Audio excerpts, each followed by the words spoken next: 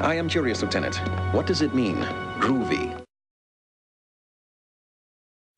Popcorn.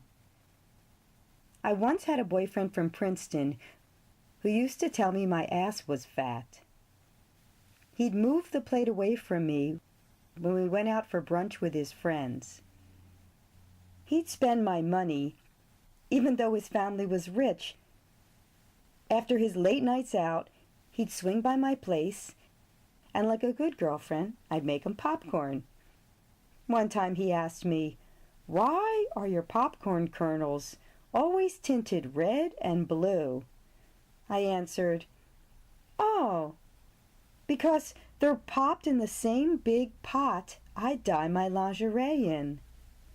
"What? Are you trying to kill me?"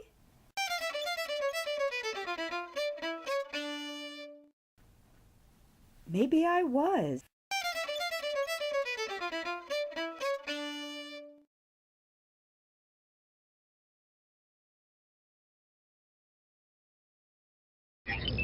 Transfer complete.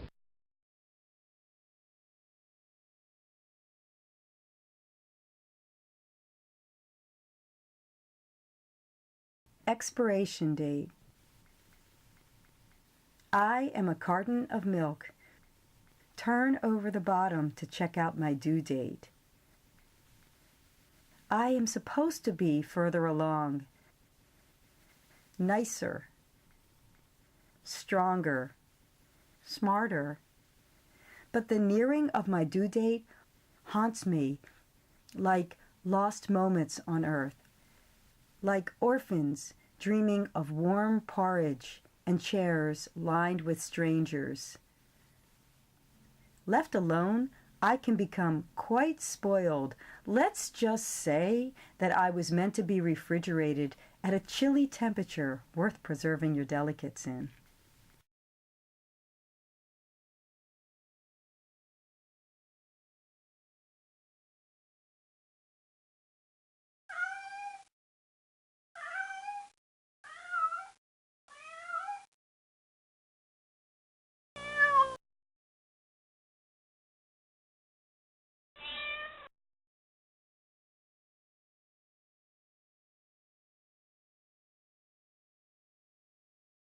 Fur coats. I once worked in a fancy gift store on Rodeo Drive in Beverly Hills, the kind with $500 Mont Blanc pens encased in glass display shelves, which I cleaned each night before closing. One Christmas, the singer from the band Chicago strolled in with his girlfriend wearing matching floor-length fur coats. This is California, but I suppose it gets chilly enough in December to warrant a fur coat. Yeah, right. His gal kept saying things like, "Darling, we need one of these for the tree, and this too." And I thought, need is a pretty strong word for that ornament. Tommy, your brother's sister, your mother, my mother, Janice, and so on, until I had rung up almost 100 custom German glass ornaments. Then my manager told me to wrap 'em up. I asked, "All of 'em?" Now I know this was a stupid question, but I had been hanging out with these folks for over an hour and I was about done with them. There I was with monogrammed gold tissue paper in one hand, and every conceivable ornament ever created on the planet in the other. Snowmen, deer, angel, bunny, teacup, ice skates, Santa Claus, until I almost passed out.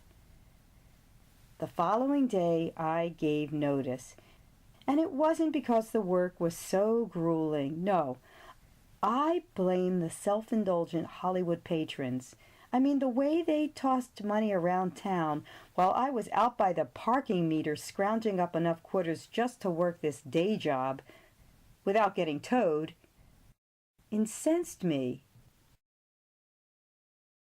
Bald-faced lying, calculated deceit. I don't have much experience with that sort of thing.